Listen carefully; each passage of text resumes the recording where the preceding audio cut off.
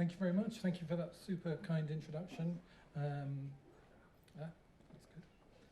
So I'm not local, and I'm not an architect, so I'm not quite sure why I'm here, but I will try and speak about my experiences of thinking about architecture in Poland, which is a place I know quite well. I lived there in the 1980s, and so this talk is going to span a kind of 20-year period, thinking particularly about how sets of buildings that we might call Socmodernist, socialist modernist architecture of the 50s and 60s, has gone through a kind of reputational shift from being landmark to being ruin to being landmark again. And I'll try and map that. So I'd like to start really with a kind of story.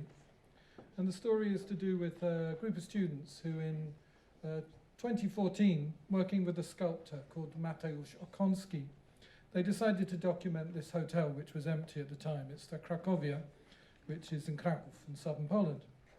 And they were looking to record the modernist decorations that were had been given to this hotel at the time of its opening in 1965.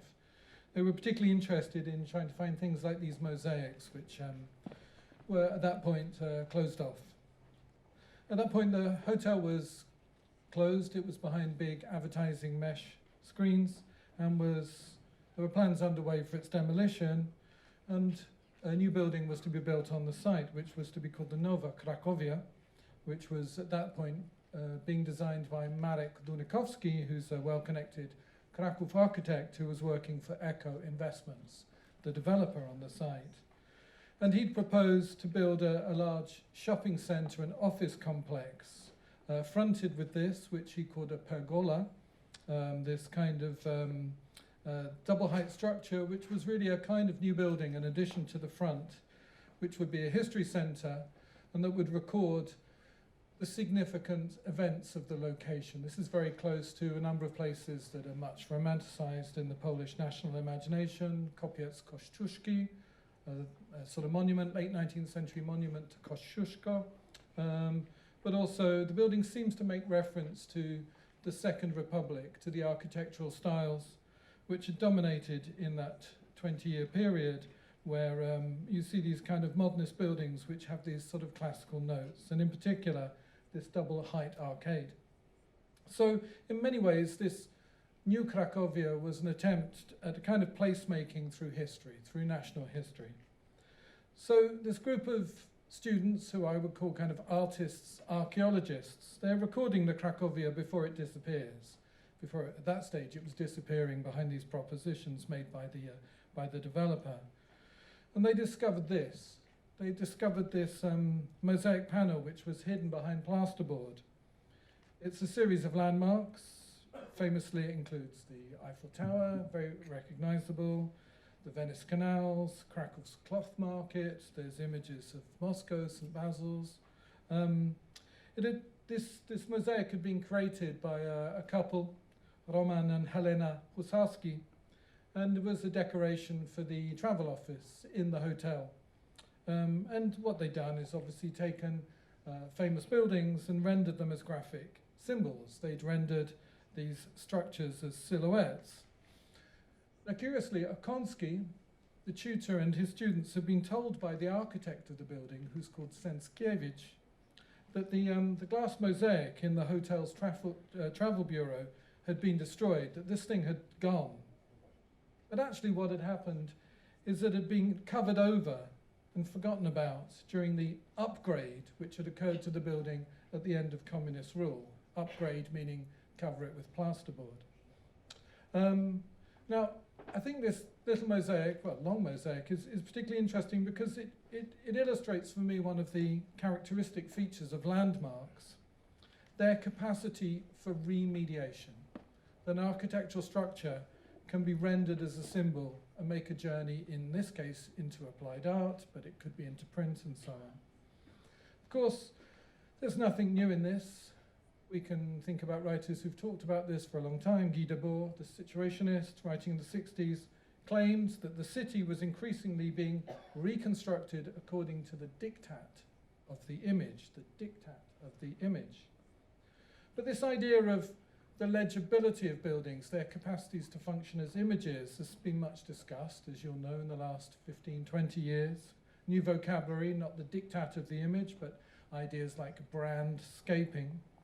And there's been a lot of discussion of the marketing of cities as a kind of affective experience, that some buildings seem to aspire to be images, and to be particularly those affective images. So consider this. This is the website for Złota 44, Golden Street 44, an apartment building designed by Liebskin Studio, a 52-story skyscraper reaching a height of 192 meters and housing 287 luxury apartments.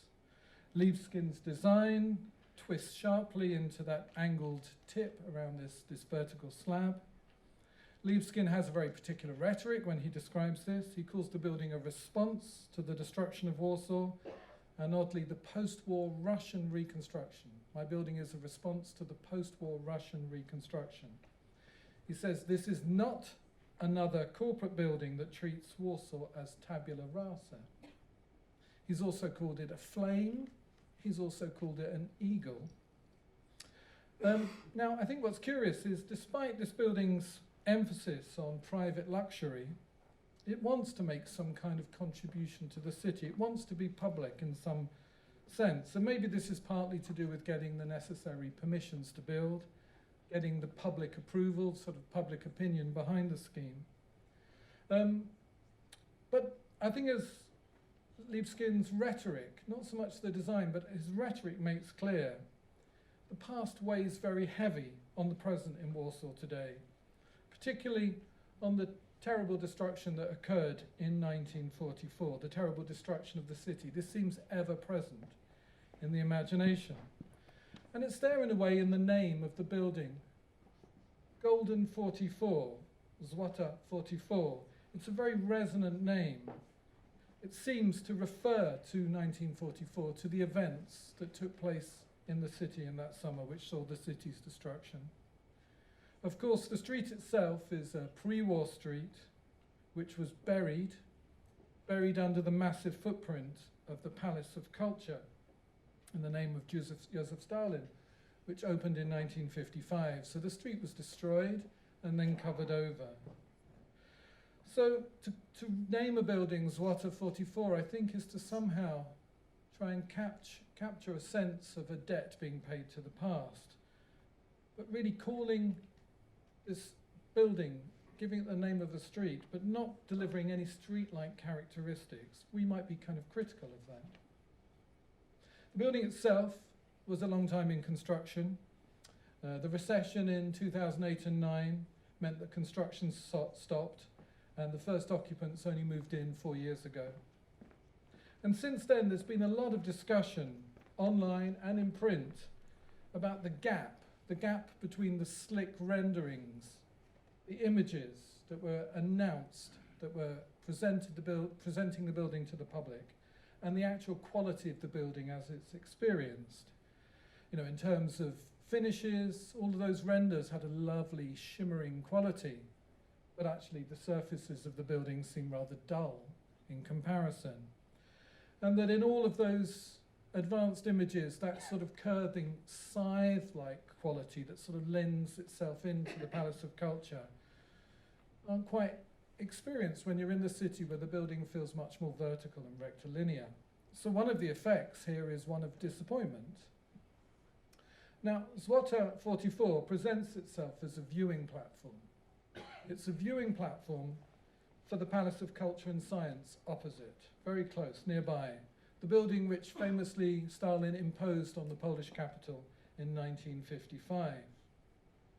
Curiously, there was a lot of effort, a lot of work done to ensure that this building, which was designed by a Soviet architect, Lev Rudnev, was a visible building in the landscape. It was to be visible everywhere, to be ever present, to be always with you. And strangely, the building was visible before it was constructed. It had a kind of hyper-visibility. Before it existed, you could see it in magazines. You could see it in fashion plates. You could see it in shop windows made of sugar, bizarrely.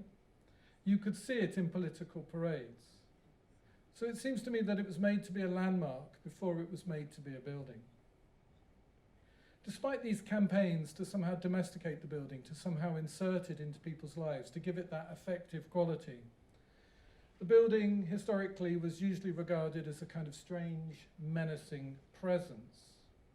In the 1980s, the novelist Tadeusz Konwicki, he described the building as having a kind of magical horror. And at the end of communist rule, that sense of magical horror seems to have been prescient. There were lots of news reports, probably not accurate, but lots of reports trying to investigate the deaths of Russian labourers who had died on site, but such was the socialist tempo of architectural construction that rather than being fished out of the foundations, concrete was poured over them. This building was somehow a tomb to Russian workers. So here's a building with lots of ghosts, and one answer to this problem of this haunted building was proposed that the building should be demolished, that it should be destroyed, and this iconoclastic act was willed in cinema first. It's in a film, in this film called Controlled Conversations, kind of popular, quite comedic film made in 1991, just 2 years after the end of communist rule in Poland. And the final scene in the film depicts what happens when the main character, who's this guy, who's a kind of fool, who's caught up in the events of martial law in the early 80s when the military are on the street. And hiding in the palace, on the top floor, he decides to pull the chain on a toilet. But there's a bomb in the toilet. And the entire building crashes to the ground. Now, that was one proposition. There have been others. Other futures, alternative futures for the building have much more typically been this, which is to somehow reduce that effect of visuality by wrapping the building in a forest of high-rises. And to a certain extent, this has happened. To a certain extent, if you go to central Warsaw today, the effect of the palace, this enormous structure at the core, has been diminished by what stands around it. But that desire to destroy is still there. Regularly, politicians announce that they would like to destroy this building. It's a symbol of Soviet oppression, of bad politics, so it must be removed, or so they say. So we have a kind of conversation in Polish culture between those who want to destroy it and those who have a more benign or perhaps more pragmatic view, saying the building works, we should stick with it. And of course, in one way, you could say that if you drew lines here, you've got right-wing conservative voices saying destroy it, and a more kind of liberal intellectual position that says let it stand. That's not surprising, right? We can understand that. But I think what is more interesting are the arguments which are made for destruction or remaining. And that's very often to do with the difference between exterior and interior. Or another way of putting this is a distinction between scopic and visual effects to look upon the building as opposed to experiences. So supporters of the building will tell you it's the sum of all of the experiences that have been felt there. So it's seeing the Rolling Stones play there in 1967, or it's the fact that your children went to the theatre there, or that in June 1987 the Polish Pope conducted a mass there, or that ABBA played there, right? So this idea is that the building is a container of all of these experiences, and these experiences are diverse, but of course include the good. A second argument made is that the exterior may be Soviet, but the interior is Polish, because many of the interiors were designed by leading Polish architects. So Jan Bogusławski, who we're going to meet later, is responsible for some of the interior work in this. And there's been a kind of rhetorical shift. This isn't Soviet style, this is Polish Art Deco, is one of the claims which is made. So they're the supporters of the building. Of course, the enemies will say things like, it's alien, it distorts the cityscape. An architect called Andrzej Bulanda, he calls it an ugly city panorama. And he says all of these symbolic qualities that this building contains that points to its Soviet origins. Why would you want to keep this monument to slavery and this sort of quintessence of hostility to the Poles? And then another argument's made, which is to do with the cost of replacing the ceramic tiles which clad the building, this kind of skin which gives it its appearance. and that these are really in need of renewal, and this will cost a fortune. So here we've got something kind of interesting in this argument. You've got two different conceptions of the building. One which seems to be about surface, skin, image-like properties, its appearance in the cityscape. And the other which seems to be somehow more connected to experience, to embodied qualities, right? To affective qualities, things that can be felt.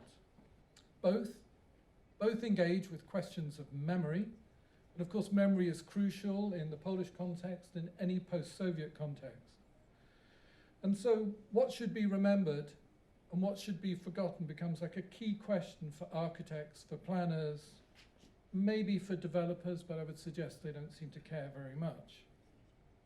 And of course, this building, the Palace of Culture and Science, survives when many socialist modern era buildings from the 50s and 60s have been destroyed. In fact, during the first 10, 15 years of this century, of the 21st century, a number of quite significant, well-regarded Socmodernist, socialist modern buildings from the 50s and 60s have either been destroyed or significantly remodeled.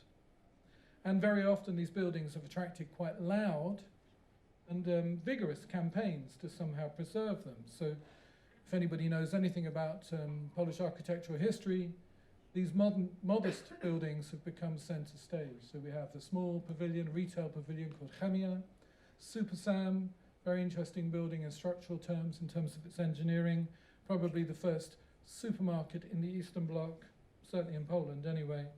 And then on the far side, a former furniture store called Emilia, which for a short period was the Museum of Modern Art in Warsaw until 2016.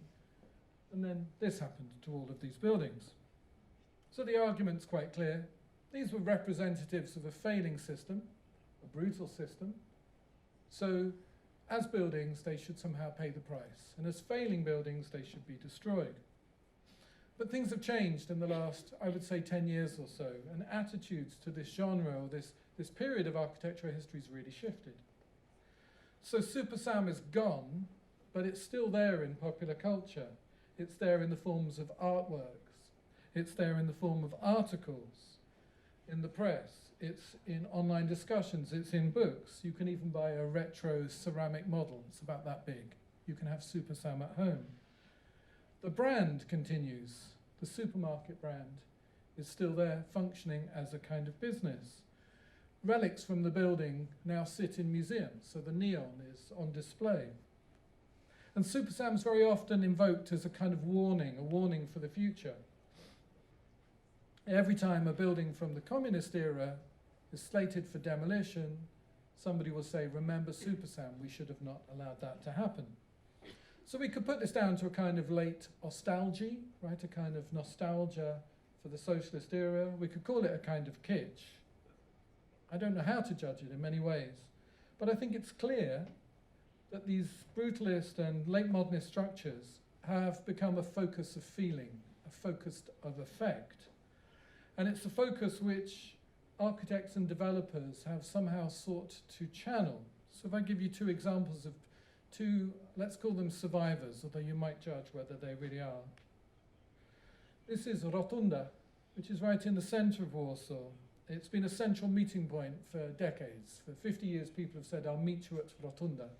So it's somehow in the popular imagination of the city. It was a small branch of a national savings bank, and it was destroyed. It was flattened in 2016. Only to be reconstructed, as we see, this was taken just in September, only to be reconstructed in what the architect and developer calls a revitalization. It's a kind of interesting word in architecture, a revitalization. Nothing of the original structure is still there, but there's a kind of sense in which the building is being revitalized. The scheme itself was the product of a considerable international competition. It was won by a Krakow team. And of all of the people entering that competition, they promised to do the least, which is quite interesting. Rather than give a spectacularly new building, they were the closest to the original scheme. And in fact, in the popular imagination, this building is described as a restoration. I'm sorry, my slides are not drawing all the way through. On the far side, you imagine this building in ruins, because in 1979 there was a gas explosion in Rotunda, 49 people died, and the building was reconstructed in the 80s, but it lost a lot of its transparency, a lot of its qualities. Now, I think what's exercised critics of the scheme is the way in which attention has been drawn to Rotunda. This sentiment, the need to keep a building which was a popular meeting place, this story of destruction, 49 people died there, and reconstruction, that this has drawn all of the attention, and that nobody's looking behind the building. Nobody's looking at the plot, looking at the enormous development of an office building by S&B, an Austrian developer at the same time. So there's something quite interesting about our attention to this affective point at the city, when the bigger question about urban development around it is perhaps not receiving the same attention. Something similar can be said about Saidit, which was the central department store, which closed in 2013. It's wonderful. It was a really amazing building. Kind of elevated box with these horizontal window bands. You'll see in a moment it's got this beautiful kind of structural roof, sculptural roof. It's got lots of kind of quotations and reference to Korb and to Mendelssohn and so on. It had been designed in the late 1940s by an architectural team, very brilliant guy called Inatovich. And it kind of shows you what the city could have looked like if Stalinism hadn't taken hold. So it's a really important building. So it was acquired by a developer who stripped it back completely to its frame. And the building has returned, but really very much as a facsimile of the original. So if we just see, this is what it looks like today. During the period of the construction of the building, this new construction I'd suggest, the developer, the real estate firm that owns the building, they dressed it with this mesh screen. It's probably quite hard for you to see at the top, but it says across the top, there's a declaration of continuity. It says, history continues. 1952, 2017, history continues. So there's a kind of a question here about what kind of continuation is occurring when you have a facsimile building. I don't object to it, but I'm interested in it. There's some interesting things also happening. Whilst we're spending so much time thinking about that street frontage of the building, we might want to look behind. What has disappeared is the original service tower to the building, that brick box that sits behind. And what's been built on the site is a much, much larger retail space. So the footprint of the building, I think, has more than doubled in this process of facsimile reconstruction. And this seems to be a bit of a pattern that's occurring quite strongly. I'm interested in the fact that these are remakes, because Warsaw is famous for one thing, it's famous for remaking itself. I've called this thing the reconstruction reflex in books and articles that I've written. The idea that reconstruction is a kind of reflex in Warsaw culture, but one that's designed to tap sentiment. So, of course, Polish capital is famous for this, right, which is the reconstruction of the historic Old Town following the catastrophe of the Second World War. The market square, the streets around it, painstakingly, very brilliantly restored from the ruins, and in the core of it is a fairly accurate facsimile of the 17th and 18th century facades that had once stood on the site before the war. The city itself felt it had a debt to this part, this quarter, the Rynek, the market square, because this had been where the fighting had been bloodiest. And so this part of the city had tremendous emotional appeal. And you could look at reconstruction, the Stalinist authorities recreating these historic buildings. You could look at this as an attempt to tap popular sentiment. It's a form of populism, socialist populism. And of course, this reconstruction falls out of favor in the 60s, in the age of Socmodernnism, but it's back after the end of communism. 1997, the work was completed on the Jabłoński Palace, which contained the former town hall and a church, the Church of St. Andrew. The town hall is very famous in sort of Warsaw military and historical culture, the Second World War. This is where the mayor of the city had on radio made an appeal for the defense of the city. So the building, here we see it in the 30s, during the war is destroyed. stands in ruins, and then the site is cleared, it's an empty plot. But at the beginning of the new century, it's reconstructed. It's the reconstruction reflex. And we could think quite a lot about placemaking here. But what's so striking in this kind of question of the local that we were touching upon earlier today in the discussion of architects engaging with the local is the dimension here of money. This is the headquarters of an American bank now. The whole thing was funded by Citibank. So the author, the principal author of this building, is an American financial institution. So in a way, I think this kind of question of the local is to ask questions of genius loci, but it may also be to think about capital. Curiously, if we go behind the building, we can kind of get a sense of the difference between surface and interior, because the exterior appearance of the building, the decorative details, the fenestration, all look like the original, but the spaces inside ignore the original arrangement of the space. It's open plan office behind. So quite curiously, it seems to me, and this is important for my argument, that in doing this, in restoring the Jablonski Palace, the building returns as an image of itself. I'm going to say that again. The building returns as an image of itself. And this seems to be a very strong pattern. It's being played out now in Krakow, so this is my last section of the talk, is to think through what's happening to the Nowa Crackovia. This 2014 design, that we've already looked at here briefly, this design which was to replace the Crackovia Hotel, modernist hotel with claims to architectural significance, first building in Poland to have a curtain wall, a glass, aluminium and marbleite curtain wall, and also those remarkable decorative schemes that I've started by talking about. And the proposal was to put on site a large multi-purpose building, which was going to be an enormous shopping mall.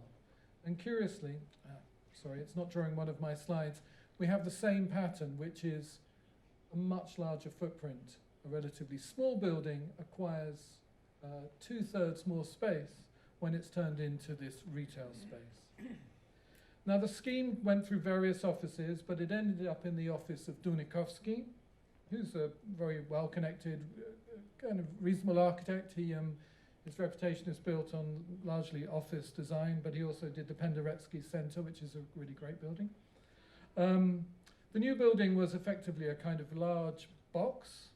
The proposed offices, the retail spaces, would be closed behind this sort of cladding, this stonework, and this box would sort of float over a large lobby floor. So what would be inside would be a very climate-controlled, artificially lit shopping mall. We know them well, right? Now, curiously, what the exterior detailing seems to suggest is a particular kind of pattern work. In this new building, there's a very evident quote of the mullions and the rhythm of the windows of the building that it was proposed to destroy, and that this new Crackovia would exist on site. This is most evident at night, where the way that the building is lit in these renders is to suggest that there's a kind of tracing of a ghost-like line of an older building in the surface of the new building. So how can we explain these ghost lines? Why would you want to haunt the new building with the old? Is this some kind of flimsy attempt at branding, at placemaking? Is this about a badging of place? Perhaps we should see it in much more philosophical terms as a kind of haunting of the architecture of capitalism with the revenants of the socialist past. If I was Jacques Derrida, I would definitely do that. Let me say a few words though about the old Crackovia. Long, low, modernist slab has its place in architectural history, as I said, as the first building which employed a curtain wall. This checkerboard of panels on the exterior, as well as its kind of dramatic modernist effects. I'm sorry, I've lost a few of my slides here, but this canopy, this very striking entrance, that's really beautiful. Can't see what that is, I'm sorry. Here we see the reverse. Don't worry, it's okay, it's 3 or 4 images. Here we see the reverse of the building. The building sits on a kind of interesting plot. It wasn't just simply a hotel. It was intended to be a resource for the city. And on the far side, you see this projected bay. That's the back of the projection facilities of a cinema. Here we see the interior of the cinema, which has got these really amazing, this is designs from early 60s, very wonderfully kind of ambitious, expressive abstraction in its applied arts. And here we see the back of the cinema itself. So it's this kind of complex that sees itself doing a duty in terms of providing resources for the city. But of course the building's chief claim on significance is that curtain wall, this fashioning of glass, of marblet and of aluminium, which of course we might see in terms of a claim on American modernity. Interestingly, the architect Socmodernist didn't go to America, but he went to Paris, where he saw early examples of glass curtain walls. And for him this was a kind of an epiphany, like a revelation, to be illuminated in the interior with glass. He said, I'm going to bring this back to Poland. I want to somehow bring this quality of light back to the sort of Poland that was just coming out of Stalinism. So to do this, this was quite a feat. Socmodernist had to really negotiate hard. He was well connected in the party. He managed to get the annual supply of aluminium that was imported into Poland from the Soviet Union, the entire year's supply, 30 tons, dedicated just to his building. So he was very well connected. It was a technical innovation, and there were all sorts of other things, air conditioning and so on, that made this a kind of a compelling building at the time. But I think its compelling quality also was to do with its glamour. This is a movie from the period. Not sure if we've got any sound. Got any sound there? Yeah.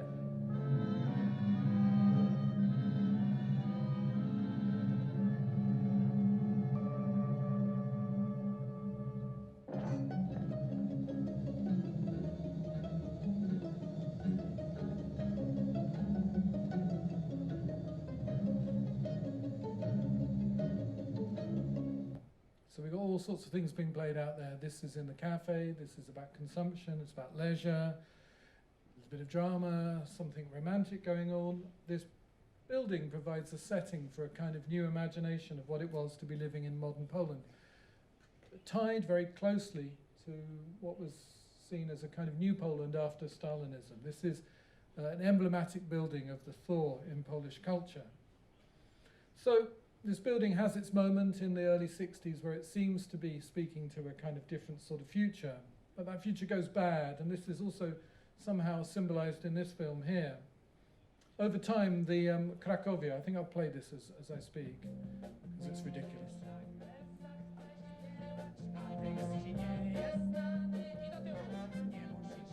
This is a film called Wojciech, made in the 1970s, which is really about corruption. It's a moral film that explores what it is to try and make one's life in the world of hotels, which are occupied with pimps, with money changers, and with their friends in the party elite. That's kind of enough, isn't it? That'll do. So by the 1980s, the Crackovia has very low public esteem. It goes from being the site of glamour and optimism in the 60s to a kind of what I would call an extraterritorial setting, somewhere that if you were an ordinary Pole, you didn't go, you wouldn't go, because it was a place that was associated with corruption. So the Crackovia closes in 2011. It's small, poorly serviced rooms. They no longer can meet the needs of contemporary tourists. And for a long time it stands empty, covered in this advertising mesh periodically. And that's the point where it's proposed that it's destroyed and a shopping mall is built. But this galvanizes local activists. It galvanizes quite a lot of people on the left. Young artists, people involved in heritage activism, people very much interested in citizens' rights, people who objected to what they saw as the wholesale commercialization of the cityscape start to protest against this future that's being offered for the building. And they do it in many ways. They do it online. There's an amazing energy that's given to promoting the cause of saving the building. But this thing is perhaps the most entertaining and interesting. Let me see if I can get this to work. Krakowia! Krakowia! Krakowia! Hotel Krakowia! Hotel Krakowia! Wyjątkowy, jedyny, najlepszy w Krakowie obiekt powstał w roku 1956. Kończy się stalinizm i efektem zbudowanym przez architektów, jako głos protestu, jako przeciw wobec tego, co działo się w ostatnich latach, powstali ten budynek. Just bring that down a bit. So this was organized by a group of artists, including Akatsuki, that I started with, but Cecilia Malik, who's an environmental activist and artist from Krakow. Public demonstration, 300 people protest through the city, carrying a golden calf, to talk about what they see as a sort of rampant greed in the economy that's operating in Krakow, and point their fingers at politicians, at property developers, and at architects who all seem to want to dip their hands into the gold that's in people's pockets. So this is part of a kind of critique about kind of greed. It's also highly spectacular. You can imagine it made every newspaper in Poland because it's so visually seductive and kind of attractive. But I think it's more than just a photo opportunity. It tries to focus interest on this, right? It tries to focus interest on that decorative scheme, that golden panel work that I started with. So it's really a project, I think, of what I would call architectural re-enchantment, to remind people of the quality of this building at the time of its construction, not at the time of covering it in mesh and so on. And there's been lots of attempts where this building is part of a project of architectural re-enchantment. An exhibition about the history of the building itself took place inside the building. So this exhibition was organised fairly recently, 2018, which tells the story of the building and of its qualities and its virtues and of the corruption and so on that's gone on. So here we've got another example of the idea of the building being an image of itself. This exhibition houses this building houses an exhibition about the building itself. A couple of interior shots here. Alongside this, I think there's another pattern. So we have enchantment, but we also have quite sharp critique. Alongside these spectacular protests, these alliances on the left are also interested in exposing the interests at work in the acquisition of land, in investment patterns, looking at the relationship of developers to politicians, looking at the relationship of politicians, developers, and the media, and trying to render these relationships public. So on their websites, they publish lots of documents that show exactly that triangular relationship between those sources of power. And they were probably right to do this because one of the principal figures behind the development company is in prison presently for what I understand was an attempt to perhaps, he's alleged to have tried to bribe politicians. Now, curiously, these campaigns start to have a kind of an effect. So I'm just going to end this talk with just mapping in a minute or two the effects that they have. One thing that happens is the building is listed. It becomes part of the Heritage Register in November 2016, and that front elevation is protected. You can't do anything to it. The building's entrance and the foyer to the cinema, that beautiful ceramic interior, anybody who owns the building is now obliged to preserve it. What that triggered was an immediate attempt to sell the building by the property developer, which is kind of curious. And in a kind of tidy two-step, the neighbour to the building, this hotel looks directly at the National Museum. The National Museum secured the funds to buy the building. Just within about a month, they were able to make an offer, and they now own the building. And they've proposed to turn it into a gallery of design and architecture, but also a kind of research centre for architecture and design. And it belongs to a kind of suite of propositions, including a new museum on Wyspiański, a kind of Art Nouveau artist, and the redesign of the main building as a sort of garden-topped public space. There are also propositions to funnel the road traffic underneath, so you will create a new kind of square. I think the idea here is really fairly evidently a kind of attempt to produce a museum quarter for the city.